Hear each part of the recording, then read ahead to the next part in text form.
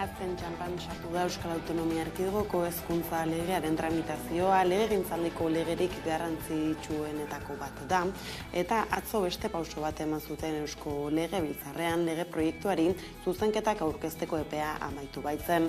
Aldi berean argitu ziren zalantzak, EAJak eta PSEek azken ordura arte negoziatu zuten euskararen presentziaren inguruko desadostasuna muina izanik. Azkenean lortu zuten akordioa biek aurkeztutako zuzenketa batean hizkuntza ereduen sistema jasotzen da orain arte ez bezala.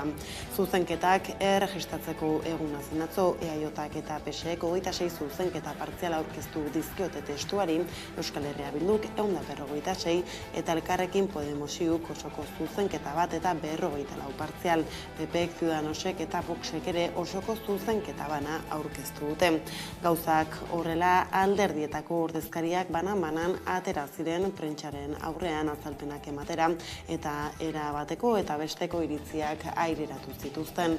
EAJako ordezkari Gorka Alvarezek ziurtatu zuen hezkuntza akordioa errespetatu dutela eta PSeko eledun Maria Jesus San Josek eleaniztasunerako aukerak goraipatu zituen. Euskal Herria Bilduko hezkuntza idazkariko Arresek nabarmendu zuen emandako hitza bete dutela eta hezkuntza akordioaren bidean doazen zuzenketak ondo dituztela. Beste zerbait ziurtatu zuen Miren Gorrotxategi Elkarrekin Podemos Iuren Eusko Legebiltzarreko bozeramaileak. Bere esanetan ez du errespetatzen hezkuntza ituna.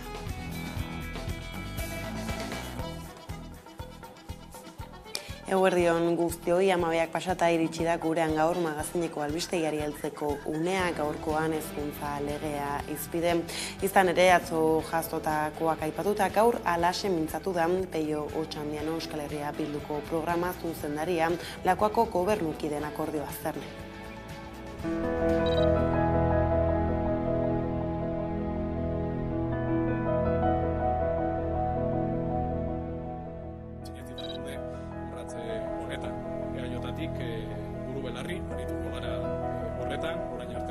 Y desde luego, sobre todo, va a contribuir que no se instale en Euskadi un modelo lingüístico monolingüe.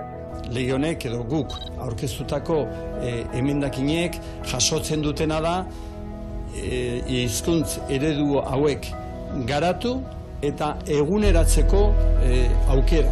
Gai izan daitezela mesedez, elkarrekin prentsaurrean agertu eta emendakin honen interpretazio bat eta bakarra emateko, koherentea eta osoa. Lege honek buelta egin behar duela gobernura eta gobernuak berriratzi egin beharko lukeela. Guretzat nondik hartu ez dago. Urriaren erdialdira bozkatuko dira Eusko Legebiltzarraren osoko bilkuren osoko zuzenketak urtea amaitu aurretik legea onartuta geratu dadin Eusko Legebiltzarrean.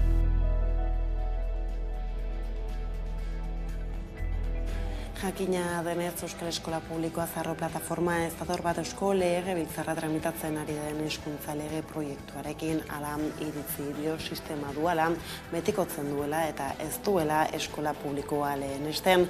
Plataforma maiz agertu da lege egitasmoaren aurka eta atzo jarrera bera berretsi zuen Legebiltzarraren parean egindako agerraldian. Plataformako kideek azaldu zutenez erabat aurka daude, mobilizaziorako deia ere egin dutelarik hilaren 29-erako manifestazio batera ditu dute Donostian eguerdiko 12:30 bulebarretik hasita.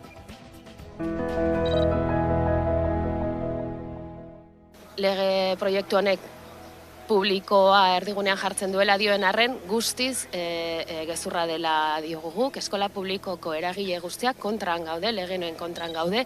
Esaten dugu ez dugula ekarpenik egiten, gauza da ekarpenak egin ditugula, baina ez dituztela kontuan hartzen. Legea guztiz privatizatzailea izango da. Sistema dual segregatzailea ez du inondik inora ekidingo, baizik eta indartu egingo du, eta gainera euskara ez du erdigunean jarriko inondik inora.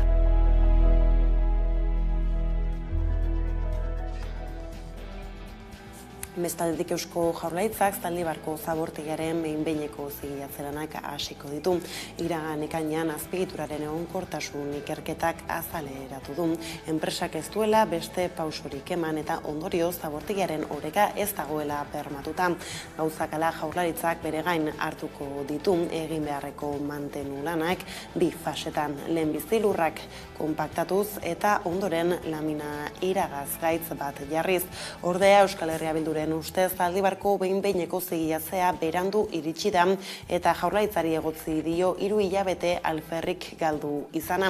Koalizio abertzaleak lanei ekiteko eskatu zion ekainean azterketa geoteknikoaren emaitzen berri izan bezain laster. Ezezko borobila jaso zuen koalizioak alarma sortzea egotzi zieten eta orain 3 hilabete pasatu ostean Euskal Herria Bilduk proposatzen zuena egingo dute.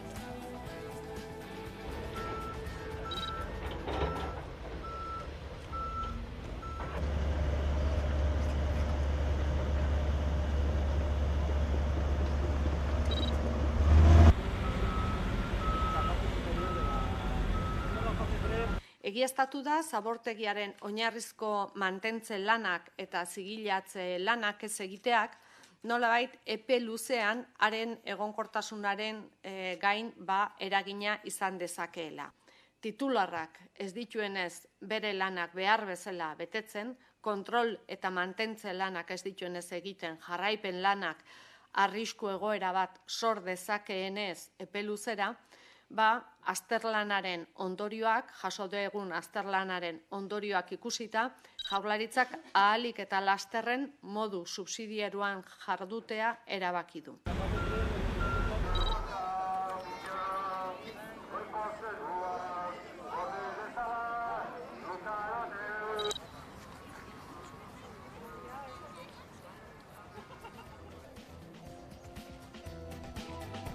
Politika arloan Aitor Zelaia eta Galder Barbado gazteen kasuagatik abiarazietako dinamikari amaiera eman dio Ernaik Gasteizen egindako prentsaurreko baten bidez. Dinamika horren azken 4 urteetako ibilbidea baloratu dute eta Euskal Gazteriak kaleak hartzen jarraituko duela iragarri. Azaldu dute gazteak ez ezik herri oso bat zutitu eta mobilizatu dela Zelaia eta Barbado espetxeratzearen aurka eta borrokaren eta antolakuntzaren erregaia hain zuzen kolektiboa izan dela adi.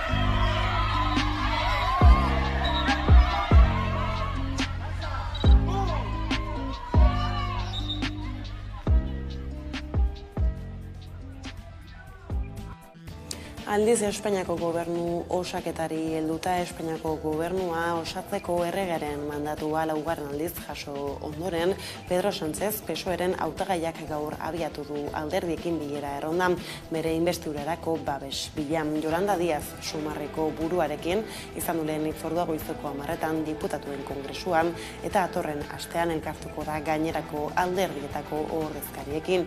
Vox errondatik kanpo utziko du behin baino gehiagotan esan baitu eskuin muturreko alderdi batekin ez duela ezer negoziatuko. Sánchez lehen aldiz bilduko da Euskal Herria Bildurekin investidura baterako babes bila.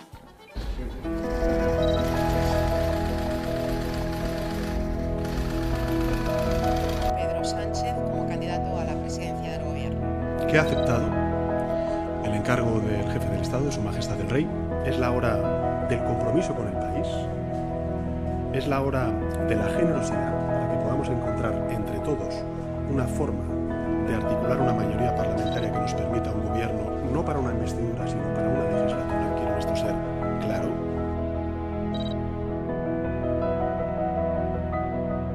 Emaitza horiek aldaketa sozial sakonekin ekarri ditzazkegu.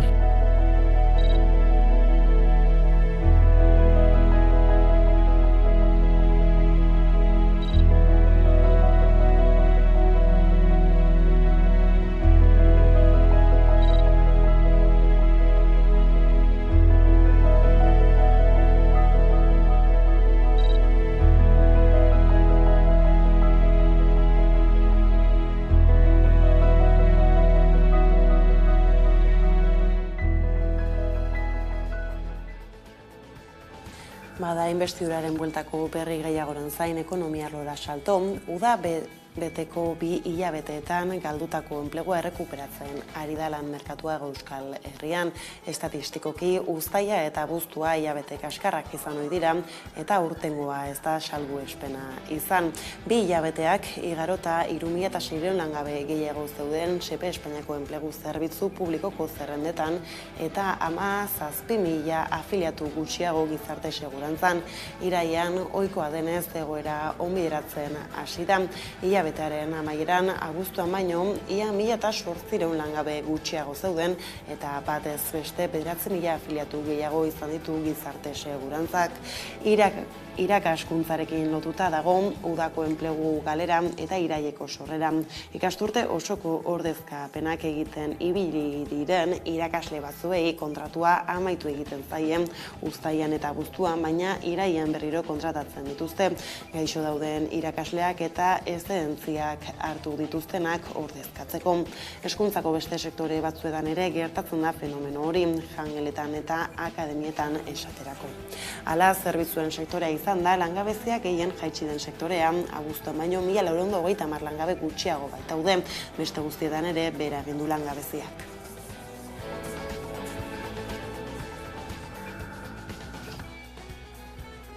Langatazketan ordea Gasteizko Mitxelinek ingeniaritza zebileko 2.000 tona gurpil inguru fabrikatzari utziko dio urtea amaitu bitarte. Eskarak jaitsi egin direlako, baina baita multinazionalak lantegi horretako langileengan konfiantza galdu duelako ere hitzarmenaren negoziazioan izandako gatazkagatik. Sindikatuek uste dute neurria langileei beldurra sartzeko estrategia bat dela. Izan ere Gasteizko lantegiko langileek ostiral honetan eta datorren asteko astelenean bozkatuko dute lantegien arteko batzorretik atera. Hala ez Lasarte Oriako lantegian hortik kanpo baitaude. Ekainean Gasteizko langileek hitzarmen berriaren aurka bozkatza erabaki zuten, Espainiako lantegietan ez bezala. Sindikatuaren ustez, erabaki eta adierazpen horiekin enpresak langileen erabakia baldintzatu nahi du ostiraleko bozketari begira. Bada Mitxelineko zuzendaritzak ez du ukatu sindikatuaren iritzi edo susmoa.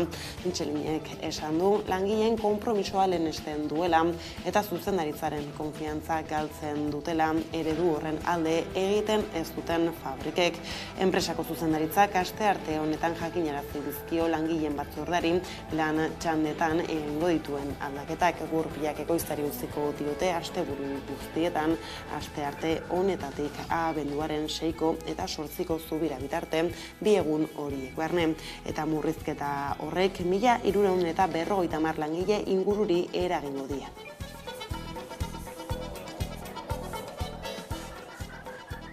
Sindikatuak ahotan Nafarroako gobernuak eta Ene sindikatuak nekazaritzan eta abeltzaintzan erreleboa sustatzeko kanpaina jarri dute martxan landa eremua erakargarri bilakatzeko helburuarekin. Leire Martinez. Euskal Herriko nekazariaren elkartasunaren sindikatuak eta Nafarroako gobernuak lehen sektorean erreleboa sustatzeko kanpaina paratu dute martxan. Helburuak landa eremua erakargarri bilakatu, duindu, genero berdintasuna bultzatu eta elikadura burujabetzan kontzientzia sortu. DBH laugarren mailatik goiti Nafarroako Unibertsitatean eta lanbide heziketan hurbilduko dira. Horretarako bideo txiki bat egin dugu, sektoreko 8 profesionalen ibiltziak biltzen dituena, eta horietan beren egunerako lana zein den eta lan hori zergatik aukeratu duten azaltzen dute. Ikasketa zentruek gida eta dosierra izanen dute ikasgeletan lanketa egin dezaten. Ikasleendako ariketa erakargarriagoa izateko idazkietan onenak sarituko dituzte ustiapen bisita bat eginez. Nekazaritzaren etorkizuna bermatzeko beraz, EHN sindikatuak Nafarroako Hezkuntza Departamentuarekin abian jarritakoa. Ikasturte honetan bertan emanen diote hasiera proiektuari. Orain ordea Donostiara joko dugu, izan ere inguru giroari eta berdegunei helduz badira zenbait proiektu hirien jasangarritasuna kolokan jartzen dutenak bai Donostian, baita Bilbon ere. Bada horien inguruan sakontzeko eta azken xetasunen berri izateko Udane Arbeo kazetaria dugu kameraren beste aldean. Kaixo Udane, eguerdion. Eguerdion guztioi. Tira, hasteko badugu aipatzerik nola Donostiako Manteo Zemoria berdegunetan Bask Kulinari Zenterren egoitza berria eraiki nahi duten, zer esan handia izan du azken hilabeteotan eta herritar asko kexu dira. Zein puntutan dago proiektua Udane? Bai, alaxe da, Donostiako tokiko gobernu batzarrak erabaki du onartu du Bask Kulinari Center fundazioari emate aurra handiko lizentzia gastronomiopen ekosistem eraikitzeko. Hemen txebertan gaude, parke honetan erekin nahi du Bask Kulinari Centerrek erekin berria, Gros auzoan dagoen Nafarroako hiribidaren alboan. Herritarren artean arrabotze handia sortu duen gaia da. Honakoa adierazi dute Manteo Zemoria berdeguneak kenduko diotela eta hildo horretan adierazi dute enpresa pribatu baten esku utziko duela udalak espazio publiko hau gainera doainik. Hori hala azken hilabete honetan hainbat mobilizazio egin dituzte auzotarrek eta inguruko Gros auzoan dauden etxe bizitzetako balkoietan ere pankartak ikusi ditugu proiektua salatu. Asmozera berean oposizioa ere kritikoa agertu da, EH Bilduk salatu du Eneko Goiaren alkatearen taldea gardentasunik gabe aritu dela gai honekiko dena den esan dugu lizentzia onartu duela udalak Bask Kulinari Zenterri emango diola eta horrek esan nahi du egun edo eta aste gutxi barru eraikitzen hasiko direla obra hori hasiko dutela hementxe bertan. Batzarrak Bask Kulinari Center fundazioari obra handiko lizentzia ematea onartu baitegu, okendo alden gastronomia open system ekosistem eraikina eraikitzeko. Dakizuten bezala, goek duen helburua da, hiri barruti bat bultzatzea, helburu duen espazio fisiko bat osatuz, eta bertan besteak beste gradu ondoko gedak, produktu eta zerbitzu berriak garatzeko laborategi eta tailerrak, coworking eremua eta erakusketa eremua eta ekitaldiak egitea izango ditzateke. Horrez gain hautsak harrotu ditu Deustuko Zumarren zuhaitz mozketen gaiak. Bilboko udalak kaleak berritzeko hirigintza planak gauzatu ditu. Ekologisten arabera zuhaitz osasuntsuen eta helduen mantentze lanak eta kontserbazioa kontuan hartu gabe. Udane zer nolako eragina izan dezake honek? Bai, azken hilabeteotan herritarre kaleak hartu ditu esan bezalaxe Deustuko lehendakari Agirre etorbideko zuhaitz mozketen harira salatu dute hirian bertan funtsezkoa dela zuhaitzak izatea, hiriaren bizitza bermatzeko eta hildo horretan gogoratu behar dugu 28 zuhaitz zirela hasiera batean udalak moztu nahi zituenak momentu zerdiak dagoeneko moztu dituzte. Ikus dezagun sakonago. Bilboko hainbat kale eta auzotan hala nola Deustun, Santu, Txuntxurdinagan, Indautxun edo Basurtun zuhaitzak mozten ari dira, kaleak berritu eta hirigintza plana gauzatuz. Udalak Twitter sare sozialean duen kontu ofizialaren bidez adierazi zuenez, Agirre lehendakariaren etorbidean zuhaizti aldatzen ari dira kalea berritzeko lanak aprobetxatuz. Udalaren arabera egoera txarrean zeuden, sustraiak batez ere, bera segurtasun arrazoi bat izan da. 128 Zumarren erdiak moztu dituzte dagoeneko. Hala ere ekologistek zalantzan jarri dute kale horretan dauden zuhaitz guztiek gaixo jarri izana. Inguruko bizilagunak kexu dira eta Marta Olazabal beze hiruko ikertzaileak ekintza klimatikoan eta hiri egokitzapenean adituak ere adierazi du zuhaitza funtsezkoak direla hirietan. Gaineratu du horren evidentzia zientifikoa izugarria dela eta orain zuhaitz berriak landatuko balira ere hamarkadak beharko dituztela ekosistema zerbitzu berberak emateko. Herritarrek diote euren osasuna jokoan dagoela. Horren aurrean mobilizazioak egiten aritu dira zuhaitz mozketak salatzeko. Stop Tala Deustu elkarteak hilabeteak daramatza etorpide garrantzitsu honen eraberritzak egarritako zuhaitz mozketa salatzen. Orain gainera udazkenan gauden arren uda dirudi, izugarrizko bero egiten ari da Bilbon. Badaintzat hartu behar da zuhaitze funtsezko zeregina betetzen dutela alderdi giltzarriak arautzeko eta hiriak espazio bizigarriago bihurtzeko. Karbono dioxidoa xurgatu eta oxigenoa kanporatzen dute. Itzalguneak eskaintzen dituzte, partikula kutxakor txikiak iragazten dituzte eta horre guztiak udako temperaturak 2 eta 8 gradu artean arintzen laguntzen du. Bestalde zarataren aurkako esi naturala sortzen ditu eta hegaztientzako babesleku ere badira zuhaitz horiek, hiriko biodibertsitatea areagotzen laguntzen dutenak.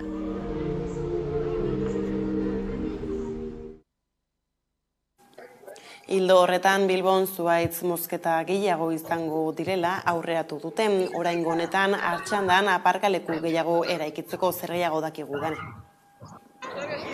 Bilboko udalak berregituraketei buruz hartutako erabaki zalaparta sortu dute bilbotarrengan, oraintsu jakin berri da Artxandan parkin berri gehiago egin nahi dituztela eta horretarako zuhaitzak bota beharko dituztela. Zehazki Bilboko udalak 2 parkin berri egin nahi ditu hiritarrentzat arnasgune den mendi horretan Artxandan eta horretarako dozenaka zuhaitz bota beharko dituzte. Testuinguru honetan oposizioak ere kritika egin dio udalari, kasu honetan Elkarrekin Bilbok Bizkaia Irratian egindako elkarrizketan adierazi du berdeguneak zaindu egin behar direla eta ez duela ulertzen nola udalak berdeguneak indartu nahi dituen eta aldi berean parkinak egin, hori ulergaitza dela adierazi du Ana Biñas Elkarrekin Bilbotik. Ezin da birikigune bat indartu nahi edo gune berdea indartu nahi Bilbon eta aldi berean aparkalekuak eraiki.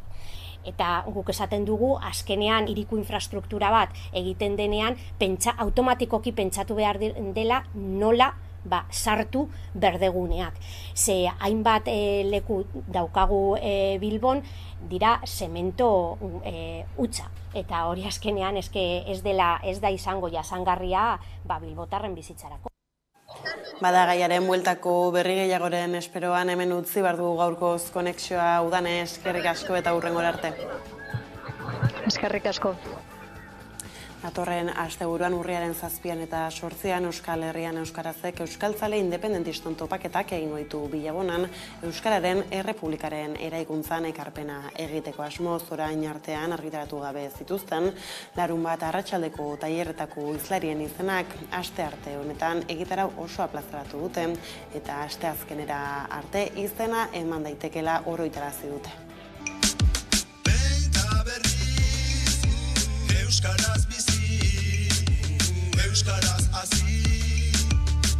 Urriaren 7 eta 8 estreinakoz Euskal Herrian euskarazek antolatuta euskaltzale independentiston topaketak egingo ditugu hemen, Bilabonan. 2 egun horietan zehar, euskara eta independentzia ardatz hartuta hainbat gairen inguruan hausnartuko dugu elkarrekin. Hala, lehenengo aldiz, esplizituki, eragile independentista modura aitortu du bere burua EH. Txillardegik zioen bezala, guk ere argi ikusten baitugu, estatu batekin agian euskara ez da salbatuko, gabe ziurrezetz. Espainiar eta Frantziar estatuen menpe ez dugu egun bizi dugun diglosia egoera hau gaindituko.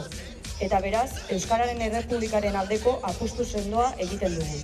3 helburu nagusirekin antolatu ditugu euskaltzale independentiston topaketak. Batetik, prozesu euskaltzaleak eta burujabetzaren aldekoak elkar nola elikatu edota indartu dezaketen hausnartzeko. Bestetik, euskalgintzaren erronka berrien inguruan hausnartu eta horiek euskararen errepublikaren nodabidean kokatzeko.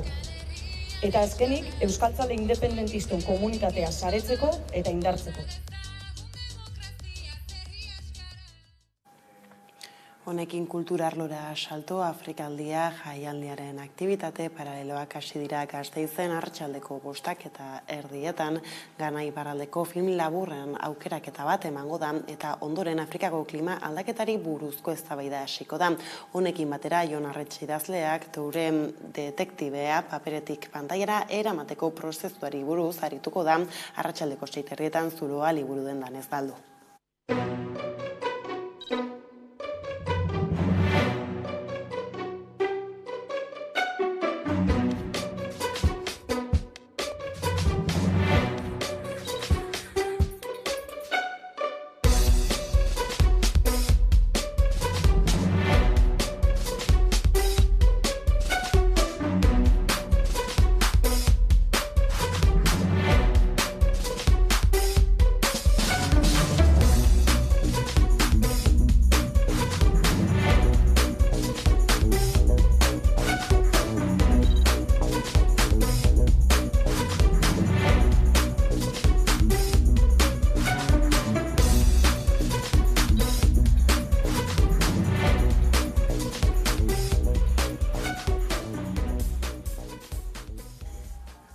Ordea eguerdiko berriekin bukatzeko kiroletan.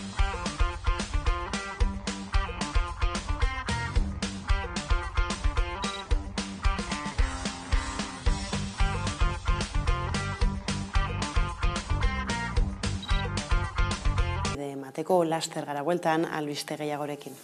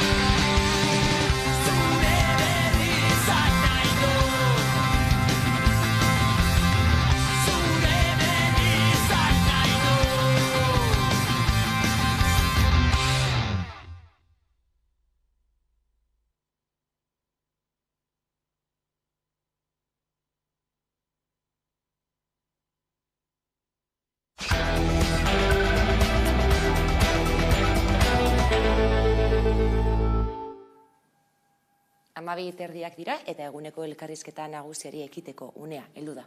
Eta horretarako gaurkoan gurekin dugu Raul Urkiza, Ailaket elkarteko kidea. Kaixo Raul, eta ongi etorri. Eguerdion, eskerrik asko. Bueno, 21 urte daramatza Ailaketek drogen inguruko prebentzio lanak egiten, arriskuez, baina baita ere gozamenaz informatzen, eta herriz herri eta festaz festa aritzen zarete, kalean zein txosna giroan, drogen inguruko prebentzio lan horiek egiten. Izan ere, informazioa edukitzea ezinbestekoa da. Bai, guk azkenean hori elkartea sortu zen duela 21 urte jo, padara maguia ibilbide luzetxo bat, eta asmo horrekin jaio zen, azkenean nolabait drogak bai legalak, batez ere ilegalen kasuan informazio ezagatik eta nolabait zulo hori kubritzeko asmoz, azkenean drogekiko bizikidetza horre onda beti, ez dugu uste drogak desagertuko direnik debekuagatik edo beste norbaitek esaten dizulako ez duzula kontsumitu behar, eta azkenean hortan oinarritzen da gure lana, informazioa ematea eta gero kontsumitzeko pauta batzuk ere eman, nolabait gozamenak, azkenean drogak zergatik hartzen dira, azkenean gozamen bat ematen digulako edo dalako gatik, eta arriskuen inguruko informazio eta pautak ematea, gero erabiltzaileak edo bakoitzak hartu ditzan hartu beharreko erabakiak. Festetan zabiltzate, badakigu hemen Euskal Herrian urte osoan zehar dela festak, baina batez ere udan, eta uda bukatu den honetan, ez dakit dituzuen uztaila eta abuztuko datuak eta ea nola joan den uda. Bai, gehienetan udak bastante antzekoak izaten dira, momentuz, ez dakit, abuztuko daturik ez daukagu, uztailekorik bai, orduan, baina oso datu ez dakit nola esan, ez dira oso esanguratsuak, azkenean guk adibidez uztailean jaso genituen 220 lagin, egon ginen festa guztietan, eta barruan, analisi gunean esan nahi dut, porque gure lana herrietara joaten garenean testing programarekin tokia bi satitan banatzen da, alde batetik daukagu karpa, eta hori erabiltzaileak topatu ditzake folletoak, panfletoak eta dena delakoak informazioarekin, eta baita gero era segurago batean kontsumitzeko beste hainbat gauza, adibidez, turulo personalizatuak ez, horako postitak moduko zehozer sudurretik hartzen denean bakoitza bere erabiltzeko eta horrela ez, eta bestelako gauza batzuk, eta gero barruan hor egiten dira analisiak. Analisian adibidez jaso 276 pertsona hartatu genituen, eta karpan,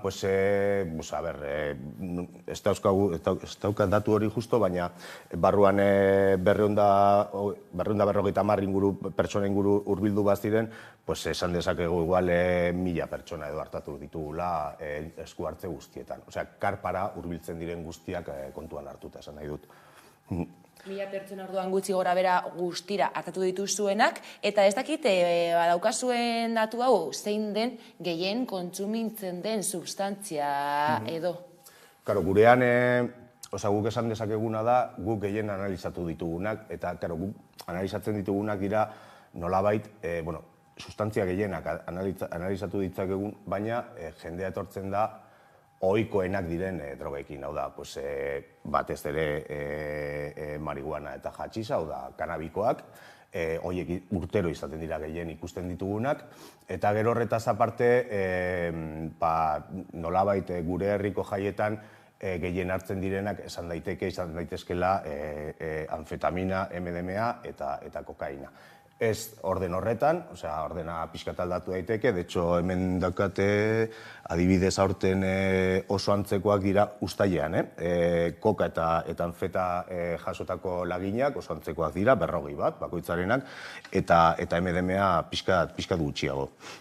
Poperra egia da, gazteen artean ezaguna bihurtu dela, batez ere parrandan, esan dezakegu poperra modan dagoela egun? Ez dakit, egia da, gehiago ikusten dela, guk adibidez, poperra da analizatzen ez dugun drogetako bat da, orduan guk ez dugu ikusten gure testing zerbitzuan ea zenbat kontsumitzen den. Baina egia da, kanpoan, karpan, hor baditugula panfleto desberdinak bakoitza droga baten ingurukoa, eta egia da, poperraren panfletoa aurten asko hartu dela. Eta horrek, nik uste dut hori esanguratsua izan daitekela, ez? Eta gero guk esan dezakegu baita, guk nolabait, nila ez naiz horren beste ateratzen, baina parrandan ikusten dugunean, bai esan daitekela poperra gehiago hartzen dela duela 5-8 urte baino.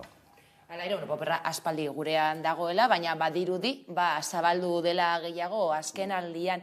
Eta badago bestelako drogen bat, orain zabaltzen hasi dena, adibidez horien artean, badaukagu, gero eta gehiago entzuten dugu tusia, hau da, kokaina arrosaz?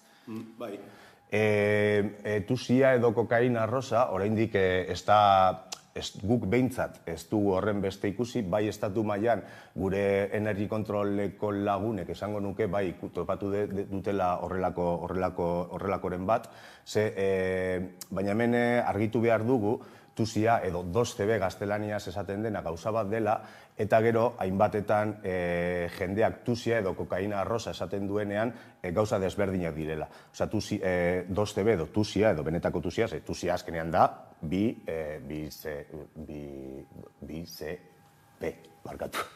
Eta azkenean hori bada fenetilenamina bat, osea, hau da, eta bada nolabait, honek baditu nolabait bada estimulante bat, pizgarri bat, eta baina eragin psikodeliko batzuk ere baditu. Eta gero, tusia edo kokaina arrosa deitzen zaion hori bada nahasketa bat, eta gainera oso bastante nahasketa arriskutsua izan alda, ze oso droga desberdinak topatu dira bertan eta kantitate desberdinetan. Normalean izaten da kokaina, amfetamina edo metanfetamina eta ketaminaren arteko nahasketa bat, baina hori gehien bat ikusten dugu edo ikusten ari gara, zabaltzen ari dela, adibidez, Mexiko, Kolombian, bai Zentroamerika, bai Hego Amerikako estatu batzuetan. Hemen, Estatu Espainiarrean, oraindik ez dugu, Euskal Herrian behintzat, ez dugu horrelakorik ikusi. Esan nahi dut, kokaina arrosa hori deitzen zaion horri. Asko dira gurean dauden drogateketa, baina noiz izendatzen da droga? Mendekotasuna sortzen duenean edo ondorioak dituenean sustantzia horrek? Hori, hildaketen oinarri moduan egiten duguna da, OMS-ek ematen duen definizioa edo nolabait. Asko labur bilduz, da zure gorputzean sartzen duzun zeozer izan behar da, era desberdinetan, izan alda bide entrenasala, izan alda ahozko bidea edo intravenosoa.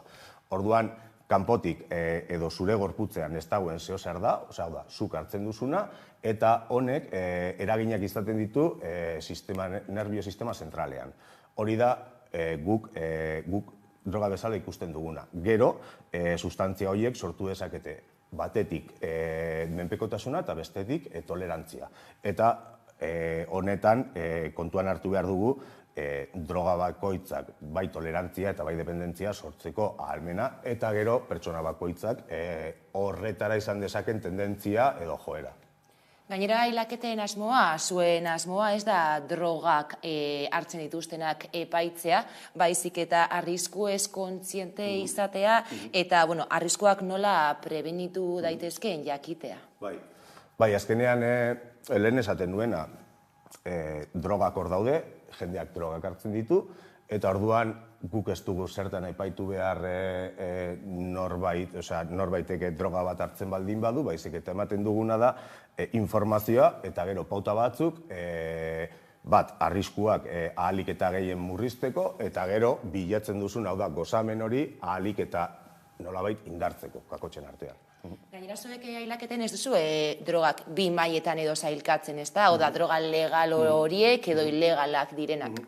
Ez, azkenean drogak dira, eta referentzia moduan hartzen dugun, lehen esan dudan definizioa, OMS-ek emandakoa, eta horretan guk ez dugu desberdintzen. Hor dagoen nolabait aldi bakarra, alde gehiago dago, baina batzuk lortzeko asko zerrezagoa dela. Esan nahi dut, legalak bai tabernetan, bai estankoetan eta gainontzeko tokietan eros daitezke, eta besteak ez. Eta gero, droga legalek badute nolabait osasun kontrol bat, ez? Esan nahi dut, zuk denbora guztian jakin dezakezu, zer dagoen zuk erosi duzun horretan. Hori ez da gertatzen ilegalekin, eta horregatik batez ere testin zerbitzuan, oinarritzen gara, zentratzen gara analizatzeko orduan droga ilegaletan, ez? Hala ere, behin baino gehiagotan, arrabotza eman du informazio hori zuek zabaltzea, batzuek uste baitute drogen kontsumoa edo sustatzen duzuela informazioa ematen duzuenean.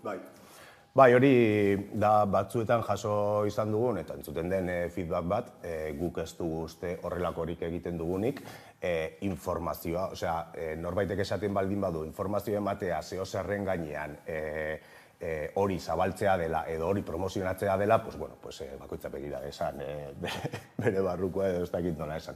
Gainera, adibidez eta segun ze esparrutan gauden, edo gehienetan, badago premisa bat guk oso argi daukaguna eta hori ere zabaltzen duguna. Eta da, arriskuak murrizteko erarik eraginkorrena da ez hartzea. Osea, hori ere badago gure zeran, orduan, momentu horretatik ez dut uste drogen erabilpena zabaltzen dugunik. Zuek festetan jartzen zarete, leku finko bat jartzen duzuela aipatu duzu lehen, baina horrez gain, kaleko edanen daudenekin ere aritzen zarete, kontzientziazio lan hori egiten. Bai, testing zerbitzuaz edo testing programaz gain, badugu beste programa bat hainbat herritan horrera eramaten duguna, eta botiltzar deitzen diogu. Eta programa honen helburua nolabait bada, batez ere jende gazteagoa, hau da, inkluso adingabekoak, kontzientzitatu nolabait alkoholaren arriskuez, eta gero ematen ditugu, testinean egiten dugun bezala, ematen ditugu pauta batzuk, resaka alik eta txikiena izan dadin, edo bestela baita indartzen ditugu, saiatzen gara asko indartzen alkohola hartu nahi ez duenaren erabakia, hau da, beti indartzen dugu alde hori, ez? Azkenean, zuk ez baduzu hartu nahi, ez hartu eta ez utzi, taldearen presioak zure gainean eragina izan dezan. Zen ere, gainera gurean, Euskal Herrian edatearen kultura hori guztiz erruta dago, ez da? Edan eta jan. Orduan, ez dakit, alkolarekin ere lanketa hori egiten duzu, ez azkenean alkola bada droga bat. Noski, eta bada, bat, gehien kontsumitzen den droga, hori oso argi dago, eta estatuko, Espainiako estatuak ateratzen dituen datuetan oinarritzen baldin bagara, eta Eusko Jaurlaritzak ateratzen dituen oinarritzen baldin bagara, bada gehien hartzen den droga.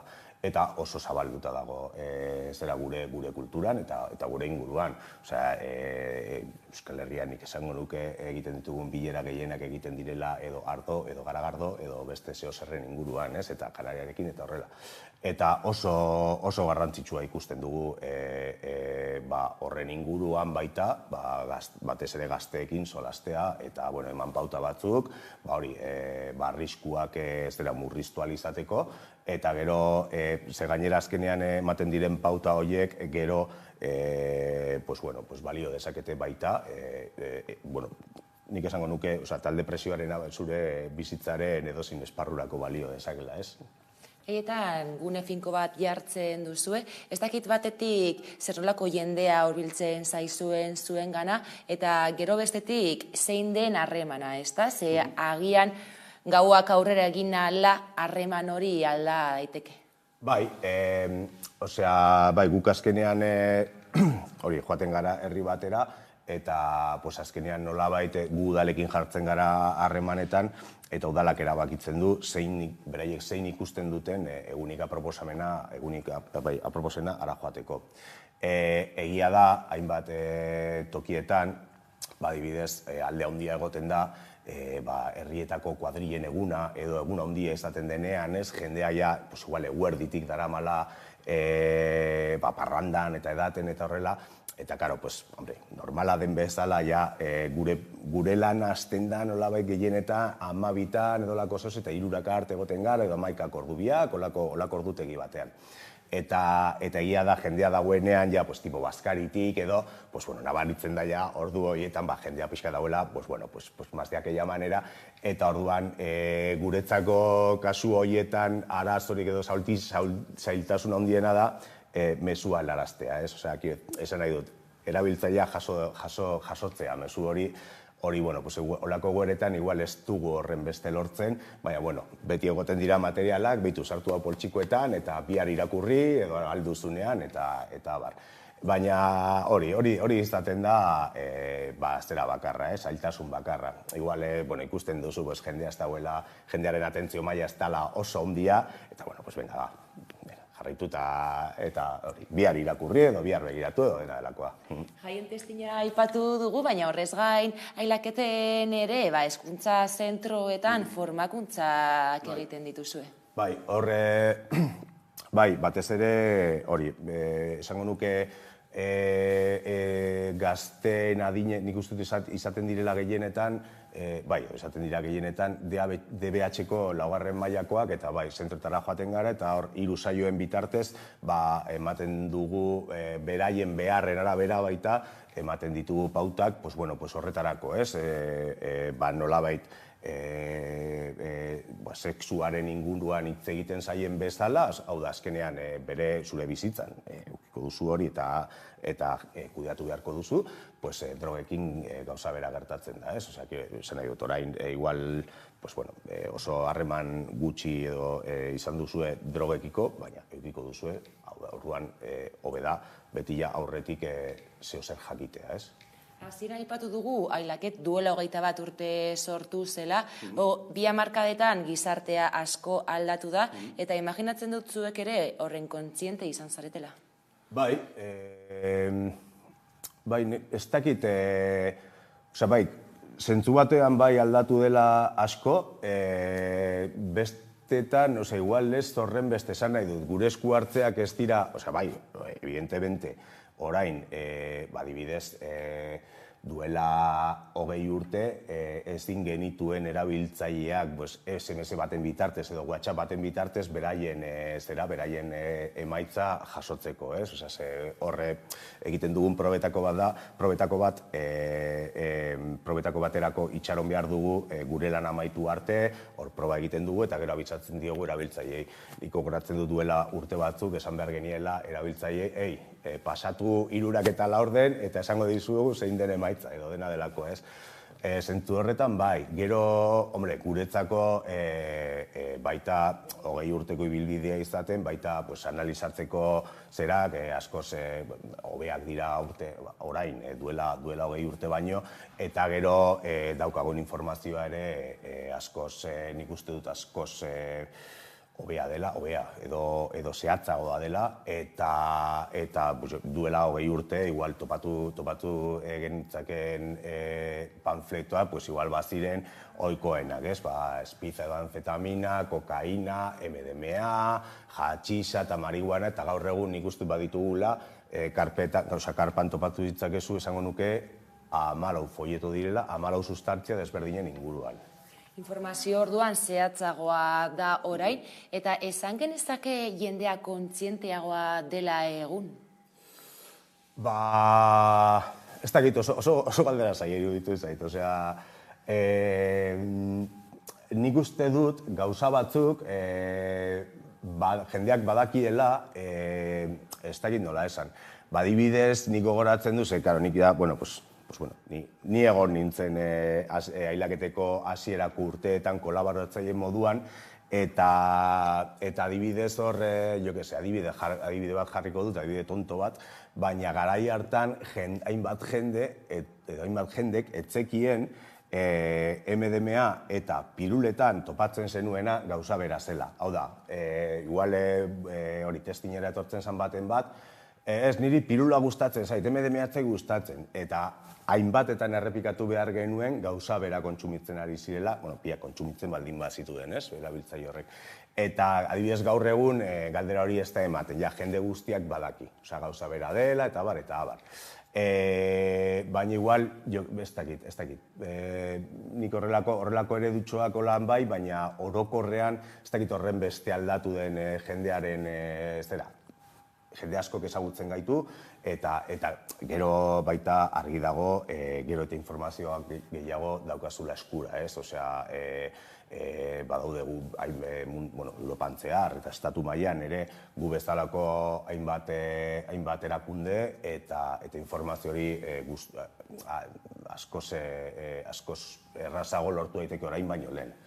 Informazio gehiago zehatzagoa, baina oraindik tabuak badaude eta horiek apurtzea ere garrantzitsua da. Bai,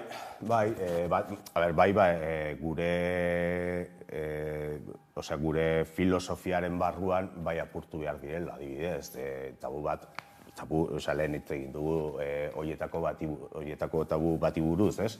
Tabu bati buruz. Eta bada informazio emateak drogen zabalpena edo drogen kontsumoaren ez dakit promozionatzea dela.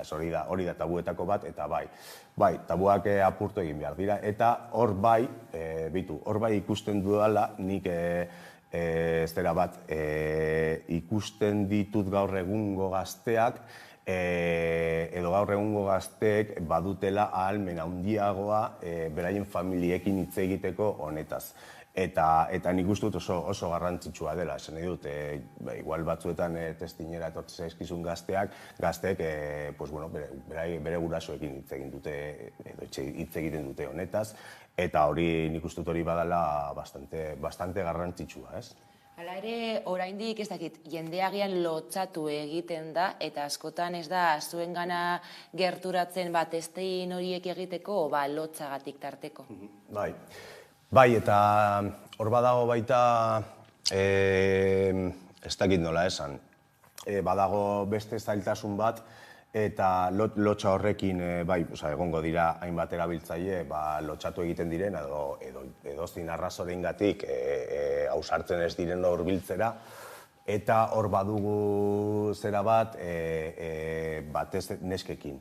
Esan nahi dute, askotan ikusten da, igual karpara hurbiltzen dira hainbat neska, baino gero barrura, drogak analizatzera gehienak mutilak izaten dira, ez? Eta ez dugu uste, ez daukagu datu zehatzik, baina ez dugu uste droga kontsumitzen duten neska eta mutilen kopurua horren desberdina denik, ez? Orduan, eta lanketa hori egunero egiten ari gara, eta bai karpan, bai barruan, atentzio berezia holan jarri nahi izaten diegu etortzen diren neskei, batez ere horrengatik, ez lotsatu, ez hartu horrera, estigma hori kendu ahal izateko, ze gauza gehienetan bezala, drogatzen den edo drogak hartzen dituen neska batek, mutil batek, baina estigma handiagoak izaten ditu, hori esparru guztietan gertatzen da, ez? Baina drogekin baita, eta nolabait horrekin saiatzen gara, nolabait hori apurtzen. Estigmak aipatu dituzu, eta lehena esan duzu, uztailean 273 pertsona hartatu zenituztela testinean, droga gehienak izan ziren marihuana eta kanabisa, eta kokaren alorrean ez dira hainbeste. Estigma ezberdina dago droga ilegal eta legalen artean? Bai, noski, azkenean horregatik batzu dira legalak eta batzu dira ilegalak, ez? Beste gauza bada estigma nondik datorren, edo jendearen gandik, edo beste non baiten gandik, ez? Baina bai, estigma handiagoa dago droga ilegalekin. Egia da, eta nik uste dut, batez ere, arlo medikoan asko ikertzen ari delako, eta ikusten ari direlako, edo frogatzen, edo zabaltzen ari direlako, marihuanak dituen eragin positiboak, hainbat esparrutan ez, eta nik uste dut, marihuanarekin pixkanaka estigma hori, edo ez dela horren handia, edo txikiagoa dela, edo lortzen ari dela estigma hori apurtzea, baina nik uste dut batez ere horregatik dela, ez? Ikusten delako marihuanak badituela hainbat alderdiona osasunarentzako kasu konkretu batzuetan. Eta, zuen postuetara gerturatzen dira hainbat, festa giroan batez ere. Lehen aipatu duzu, adibidez, 14 papertxo aurki daitezkela sustantzia ezberdinen inguruan, testinak egiten dituzuela. Zehazki zer topa daiteke bertan? Karpan eta hori, aipatzen nuen bezala, zu gurera etortzen baldin bazara, karpa batean sartuko zara eta hor maila handi bat topatuko duzu, eta gero 3-4 pertsona hilaketeko zera batekin, ez? Jakiteko zeintzu diren horko langileak eta bar. Orduan, mahaian hori 14 panfleto horiek topatu ditzakezu, bai gaztelaniaz, baita euskeraz, Gero, informazioa ematen duten beste komiki batzuk ere badaude, komiki hauek badituzte ja urte batzuk, eta gian pentsatzen hasi behar gara pixka berriztu behar ditugula, baina nahiko gauza polita esan zen, badira duela 10-12 urte Gazteizko Temeoko jendearekin egindako kolaborazio bat. Orduan egin zituzten Temeoko jendeak, Trialgo edo Abarrotxek edo, Temeoko zera, marrazkilariek hainbat komik egin zituzten, eta orduan, informazio ematen dute, baina era, ez dakit, informalagoa batean, eta divertigarriagoa, eta bar. Gero baita beste panfleto batzuk orokorragoak izan daitezkenak, adibidez badugu arriskuen murrizketen inguruko panfleto zehatz bat, eta hor bainbat alderdi jorratzen dira, eta hau eta hepatitisaren inguruko panfleto bat ere badugu, egin genituen bere momentuan iparraldeko bizi elkartearekin batera.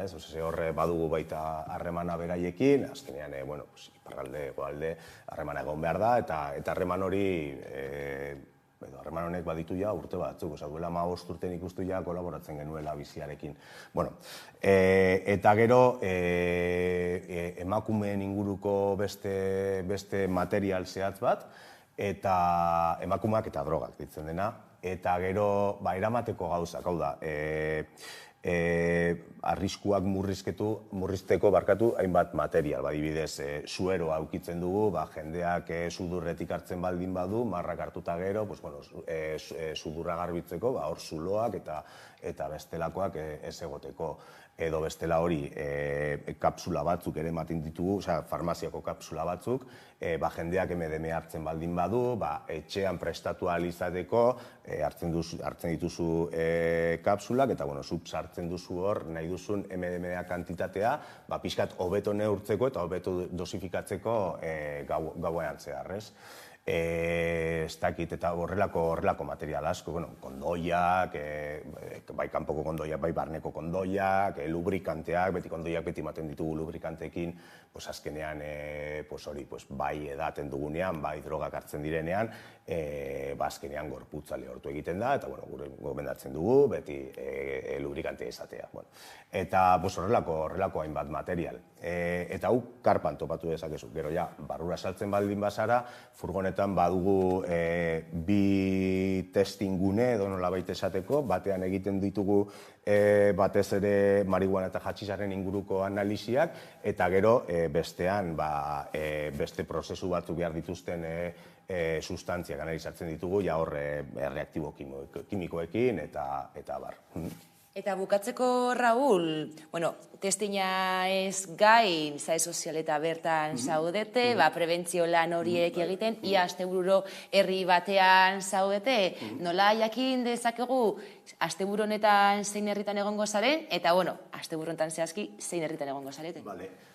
Beti, azkenean beti iragartzen dugu, batez ere sareetan, non egongo garen asteburu bakoitzean, hemendik gutxira, eta esperu datorren egunetan izatea ja ikusi ahal izango da gure webgune guapo berrian, ze badaramatzagu ja hilabete bat zugelan webgunerik gabe, eta berrizten egon gara, eta nik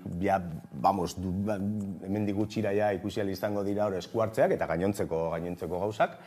Eta asteburu honetan zehazki izango gara Arrasateko Maritxu jaietan, behitu da, gainera ordutuki berezti batean, aipatzen genuen, ez?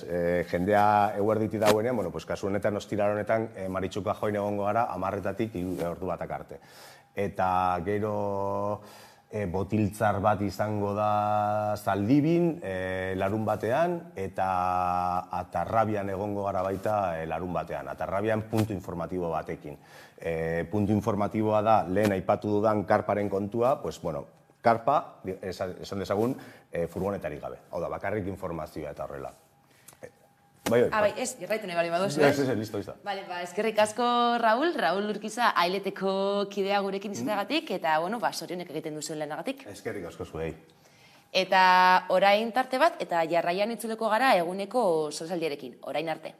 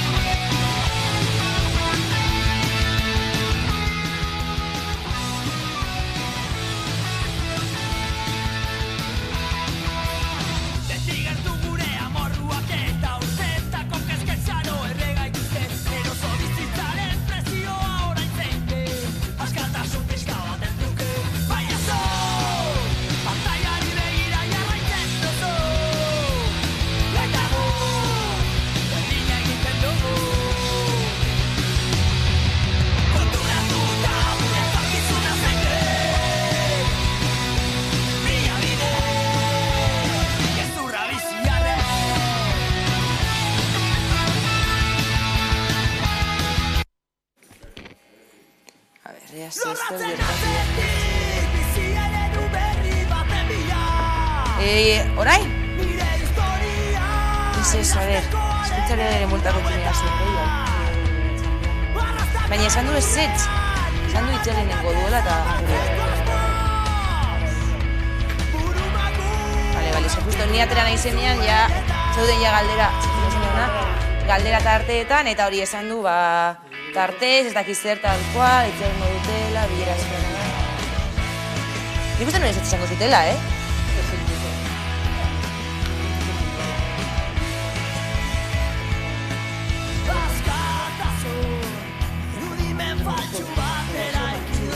Ai, bueno, botako duzu, ez da? Txantxero.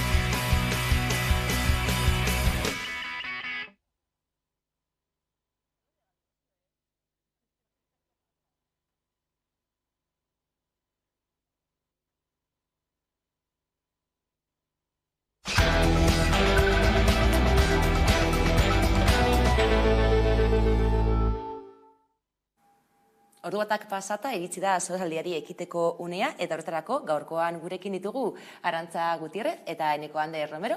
Kaixo bioi eta ongi etorri. Kaixo. Bueno, lehenengo hezkuntza legearen bueltakoekin hasiko dugu, ezta? Bueno, azken momentuan epea amaitzear zegonean, goiz guztia negoziatzen egon ostean, azkenean atzoko egunean EAJak eta PSek zuzenketa bateratu bat aurkeztu zuten. Zuzenketa horren arabera, hizkuntza ereduak mantentzen zirek, horrek hautsak arrotu izan ditu, gaur entzun izan dugu EH Bilduko txandiano badirazpen horiek ematen, ez da? Ez dakite, nola ikusten duzuen zuek giroa? Giro nahazia dago, ez da? Giro nahazia, ematen zuen legegintzaldi honetako pakturik potoloena, polemikoena, agian baita ere, baina, bueno, potoloena da berik, kolokan dagoelako, eta hori ukatzea, inkluso txandianok esan badu ere, momentuz paktuari utziko diotela, dudatan dago eta ikusiko dugu ez da asko geratzen urrengo hauteskundeak ditzeko, ikusiko dugu nola ze influentzia dukon hauteskundetan, estrategia elektoralek zer nolako influentzia daukaten paktuetan, eta bar. Sorpresa izan zen atzoko egunean jaso genuena, baina kontraesankorra ere jaso ditugun iritziak, ezta? Adibidez, Zupiriak atzo adierazi zuen, ikastetxe bakoitzak hizkuntza proiektu bat egin beharko duela, eta gero Bildarratzek gaur bertan esan du hizkuntza ereduak ez direla mantenduko, barkatu. Bildarratzen adierazpenak entzungo ditugu eta orain jarraituko dugu. Hortu degula, edo legebiltzarrean daukagula, lehen testu integrala. Honek jasotzen duelako, bai ikastetxe publikoak, zein itunpeko ikastetxeak. Ikastetxeak ahaldundu, autonomia areagotu, enpoderatu egiten ditugula. Hizkuntz ereduiek ez dute betetzen ikastetxeek momentu honetan 40 urte eta gero dauzkaten beharrak. Lege honek edo guk aurkeztutako emendakinek jasotzen dutena da hizkuntz eredu hauek garatu eta eguneratzeko aukera. Orduan, ez dakigu azkenean, hizkuntza ereduak mantenduko diren, edo ez, garatuko diren, egia da informazio nazia badela, eta, itxarongo dugu egun batzuk, zer nolako informazioa jasotzen dugun, baina zein iritzi duzu Arantza? Nik iritzia dut, hau sartzen dela EAJaren barruan dagoen gatazkan. Eta zergatik diota, hori, nik uste dut azken orduko jartze emendakin horiek aurkeztera izan da Bildarratzen kontrako nolabait maniobra bat, ez? Eta hori maltzurra, batek esango du maltzurra naizela, baina nik kokatzen dut nolabait nekoak esan duen bezala, bazela izarra, lege izarra, ez? Lege aldi honetan, gainera konsensuz egindakoa, eta, bazirudien, lanketa bat zegoela, ez? Eta zergatik azken autosabotai hau, ez? Lege egindako prozesu honetan dagoen sabotai hau. Nik uste dut dela nolabait Urkulluk nahi duela berriro bera agertzea eta behar bada itzala egin alziola Bildarratzek eta horregatik egin duela, olako maniobra bat egin dela EAJaren barruan edo hor kokatzen dut. Eta zergatik dinot hau ere bai, ze hau lotzen dut ere autobusen aferarekin. Normalean, olako zerbait egon denean, kontseilari baten aurkako horrelako zerbait egon dela maniobra bat, eta kasu honetan albiste periodistiko edo albiste batetik datorren zera bat, normalean zer egin du Urkulluk. Egin duena izan da, babestu bere kontseilaria eta kasu horretan, Bildarratzen kasuan, bera agertu zen eta hurrengo egunean argitu behar zuela esan zion, ez? Eta beraz, atzo, azken momentuan, emendakin horiek ikusi netuen eta bereziki oso sensiblea den gaiaren inguruan, nik susmoa izan nuen eta gaur inguruko pertsona batzuekin komentatu dut, behar bada ez dela hainbeste PSren maniobra bat, baizik eta EAJaren beraren maniobra bat Bildarratz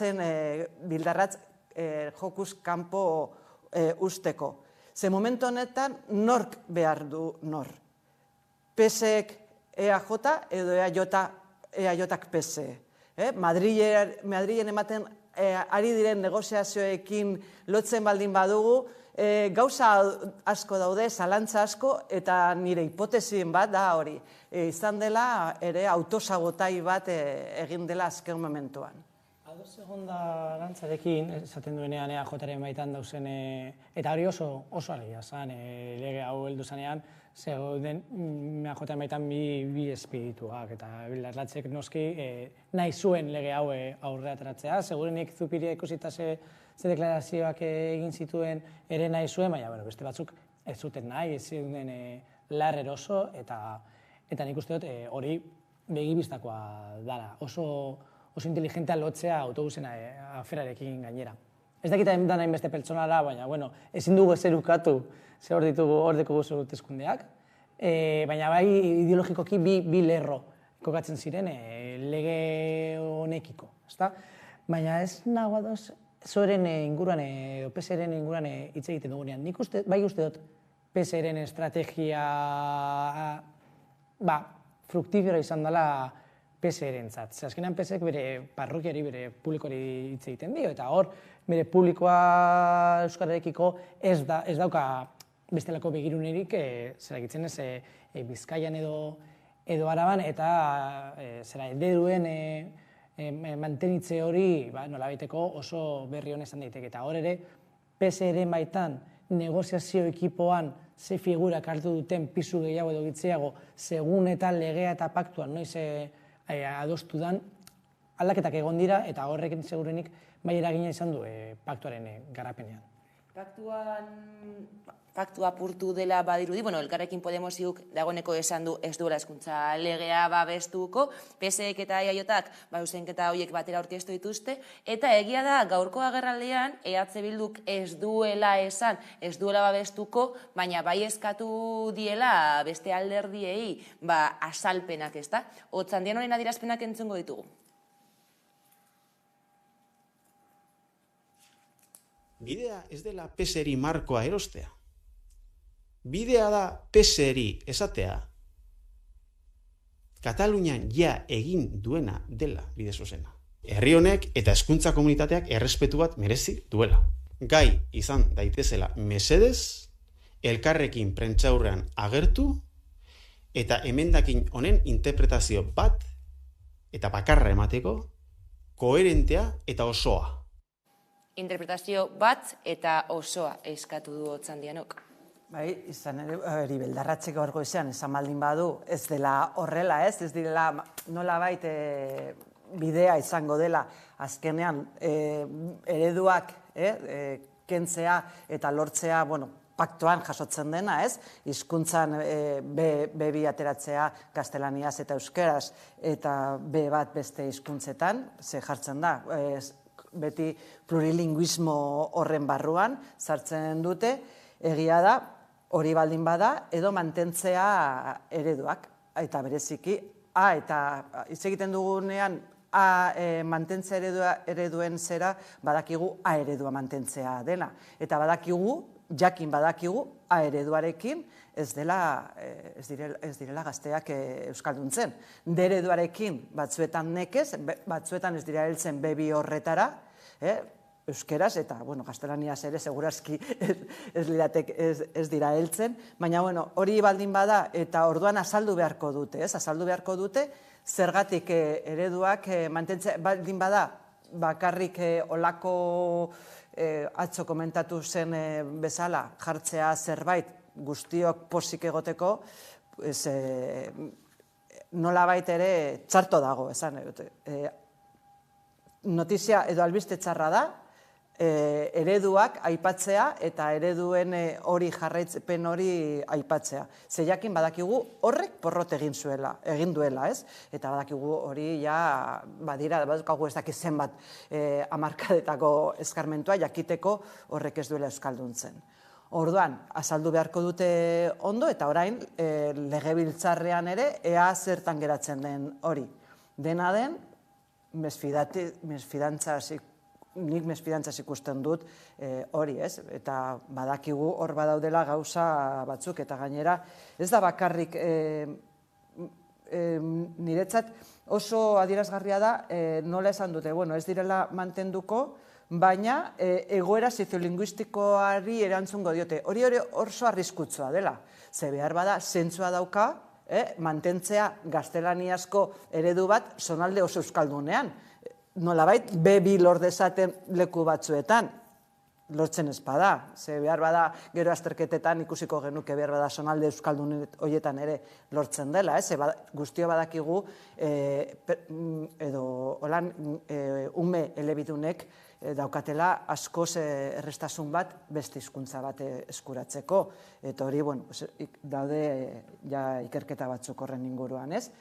Baina, tamalez, ikusita badakigu hori izango dela aitzaki bat leku batzuetan nolabait perpetuatzeko dagoen egoera bat, egoera soziolinguistikoa bat. Eta gainera, horrek segurazki kalteatuko du zaurgarriak direnak, ez? Eta nolabait euskera behar bada etxetik ekartzen ez duten horiek.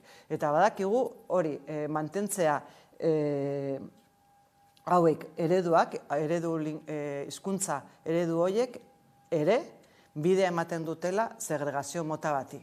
Eta oso arriskutsua delakoan nago. Beraz, egia da, oraindik pentsatu behar dugula, zertan geratzen den hori, azaldu behar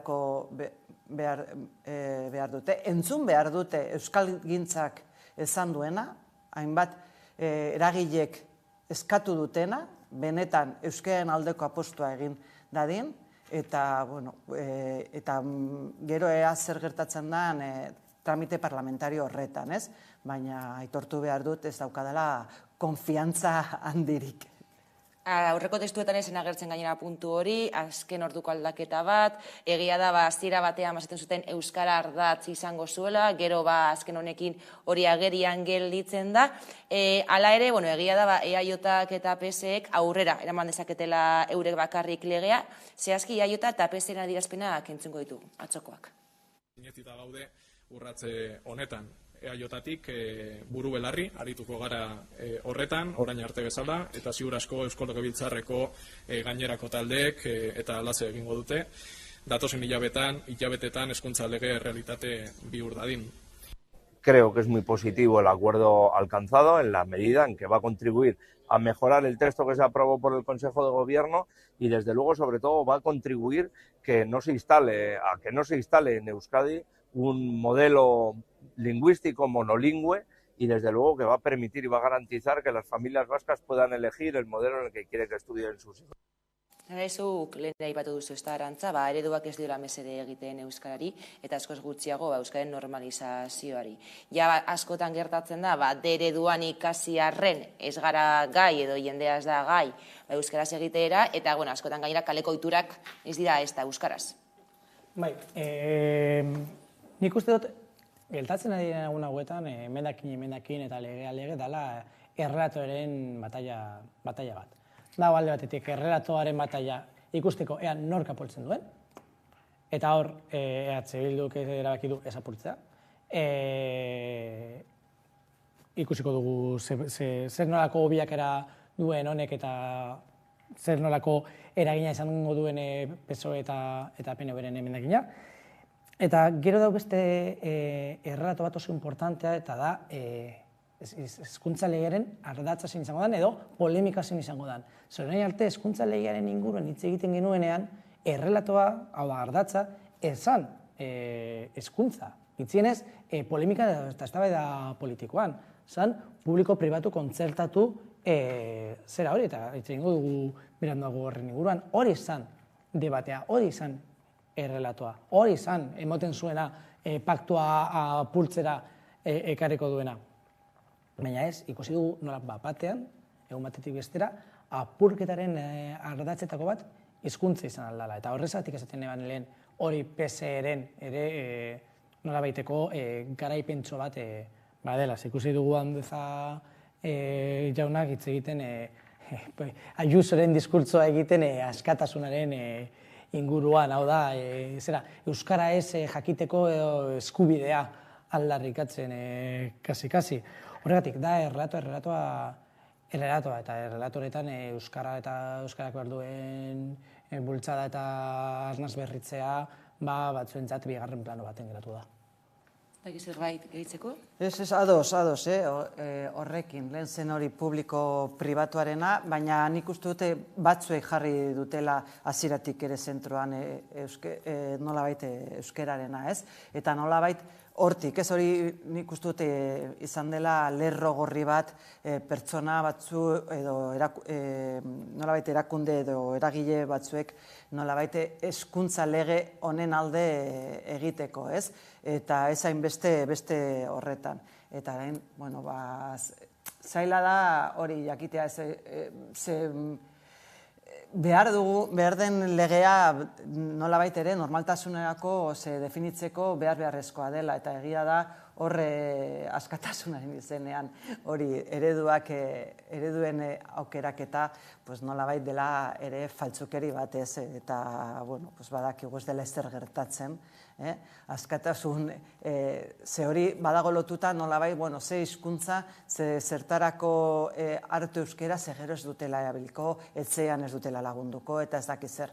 Eta inork ez du inolako zalantzari jartzen beste eredu batzuk ere jartzen direnean, ez? Beste hizkuntza batzuk sartzen direnean berez, eta inork ez du horrelako, da euskararekiko, da euskarafobiaren nolabait sintoma bat, ez da besterik batzuek askatasun hori aipatzen dutenean. Hizkuntza legeaz, baina euskaraz gabiltzala, iparraldera begira jarriko gara, izan ere urte politikoa abiatu dagoeneko Euskal Hirigune elkargoak, eta larunbatean egin zen, egin zuen elkargoak hasiera ekitaldia, eta bertan euskararen eta gazkoiaren normalizazioaren beharra azpimarratu zuten, eta gaiari heltzeko pantailaren beste alboan dugu Xabi Txikoipe bilgaiten hautetzia. Kaixo, Xabi? Kaixo, eguna. Zuntzen maila mai gainean dago azken aldian, besteak beste Madrilen Maigo Kongresuan egun euskaraz egin daiteke, horrez gain euskara ofizialtzeko bidea egin du Sánchezen gobernuak, hala, modu batean edo Madrilen euskaraz egin daiteke, baina Baionan egunez. Azken finean hori da, hitzartze hori egin zen gure talde politikotik eta main gainean jartzeko, pixka bat, Madrilen euskaraz ari zirela, eta gu, Baionan, iparraldeko eremuko den kontseilu hortan, ez dagoelako ofizialtasunarik ez. Eta hori baliatu dugu main gainean jartzeko, eta azpimarratzeko ezberdin eremuan, frantzian, problema hori dugu. Testuinguru hori ikusita gainera, elkargotik defendatu duzu, momentua dela Parisko gobernuari hainbat kontu eskatzeko, zeintzuk dira kontu horiek?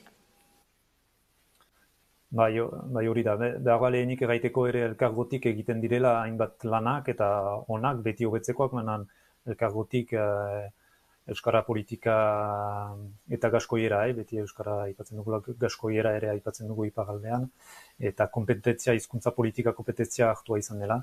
Aldiz problema Frantzia mailan da, eta hor galdegin ditugunak dira Europako sartarena, hor berrestea, izenpetu baitu, baina 1989an, baina oraindik ez berretsi, eta bestalde, eta Espainiak galdegin duena Europari ere, Europako hizkuntz ofiziala izan dadin euskara, katalana eta galegorekin, eta hori sustengua ekartzea ere, Frantziak elkargotik galdegitea Frantziari hori sustengatzea, baina badakigu zailki sustengatuko duela. Eta hor,